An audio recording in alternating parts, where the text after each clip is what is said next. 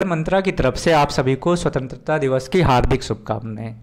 हम बात करते हैं, आज 15 अगस्त है, तो हम बात करते हैं कि अपने देश के बारे में एंड अपना देश का क्या जर्नी रहा 15 अगस्त 1947 से अभी तक का जर्नी क्या रहा एंड हमको क्या सीखना चाहिए, क्या हुआ अपने देश में। तो क्या होता है कि हम हर साल 15 अगस्त को अपना स्वतंत्रता दिवस मनाते हैं और यह दिन क्या है कि हमारी आज़ादी की खुशी लेकर आता है, लेकिन साथ में इसका भी दुख होता है। इसके पीछे हमारे भारत के खंड खंड होने का दर्द भी छिपा है। वक्त के अगर पुराने गुजरे पन्नों को हम देखेंगे तो भारत से ज़्यादा किसी देश का भी गौरवशाली इतिहास नहीं रहा है एंड इससे ज़्यादा किसी देश पर हमले भी नहीं हुए। सो इस देश को ऐसे ही भारत नहीं बोला गया। ये देश बहुत सारे संकटों से जूझ के, बहुत सारी चीज़ों से जूझ के फिर उभर के बना है। तो इसलिए हमको ये 15 अगस्त सेलिब्रेट तो करना चाहिए, बहुत खुशी की बात है, बट उसके साथ साथ हमको कुछ चीज़ें ध्यान में रखनी चाहिए।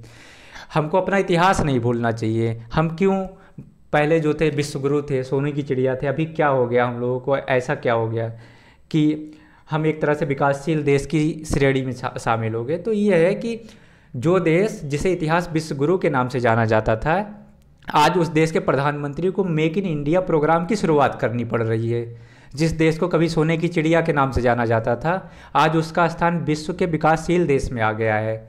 शायद हमारा वैभव और हमारी समृद्धि ही हमारी कीर्ति, हमारे पतन का कारण बनी।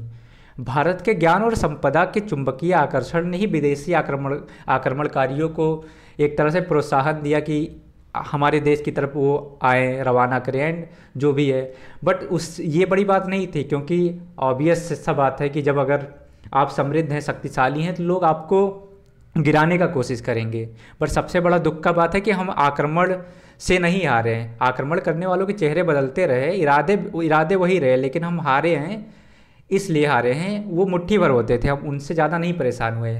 हम वीर होते हुए भी पराजित होते रहे, क्योंकि हम युद्ध कौशल से जीतने की कोशिश कर रहे थे कि वो लोग मुट्ठी भर लोग हैं, क्या कर लेंगे। बट हमेशा यही हुआ है कि हम हर बार अपने देश में छुपे हुए जयचंदों के कारण हम हारते रहे हैं। तो और हमारा सबसे ख़राब आदत ये है कि हमने मतलब इतिहास में हमने ये टाइप का मतलब एक तरह से एग्जाम्पल सेट किया है कि हम युद्ध भी ईमानदारी से लड़ते थे, युद्ध में भी हमारा नियम होता था एंड जो सामने वाला आ रहा है वो कोई भी नियम मानता नहीं था। इतिहास एक तरह से गवाह है कि हम दुश्मनों से ज़्यादा अपनों से आ रहे हैं। शायद अगर कहा जाए कि हमें अपनों ने लूटा, गैरों में कहाँ दम था, मेरी किश्ती वहीं डूबी जहाँ पानी कम था, तो ये कोई ख़राब शब्द नहीं होगा, ये एकदम सटीक बैठता है हमारे देश के इतिहास पे। और एक चीज़ और है, जो देश अपनी खुद की गलतियों से नहीं सीख पाता, वो स्वयं ही इतिहास बन जाता है।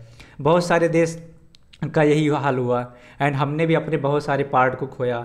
हमारा पहले अफ़गानिस्तान, कांधार तक, पाकिस्तान, बांग्लादेश तक, ये सब अपना ही पार्ट था, लेकिन क्या हुआ कि अभी ये सब इतिहास बन चुका है। तो अभी भी टाइम है, अभी भी कुछ नहीं बिगड़ा है, अभी भी जितना अपने पास देश है, हमको अपने देश के जयचंदों से लड़ना चाहिए। हमको उनके ऊपर कोई भी एक तरह से रहम नहीं करना चाहिए, नहीं तो ये देश जो है फिर से टूटेगा। तो ये सब ध्यान में रख के ही जब तक हम अपने देश को सच्चे दिल से नहीं प्यार करेंगे, तो देश होने का कोई मतलब नहीं रह जाएगा। क्योंकि देश का मतलब होता है कि देश के लोग, देश की जनता, देश कैसा चल रहा है, देश कैसे समृद्धि कर रही है। ये नहीं कि देश में रह के ही आप देश के खिलाफ कुछ खराब करें, तो इससे देश का कुछ भला नहीं हो पाएगा। तो इसलिए हमको जागना पड़ेगा, तभी हम सच्चे मायने में 15 अगस्त को मनाने के हकदार होंगे। जय हिंद।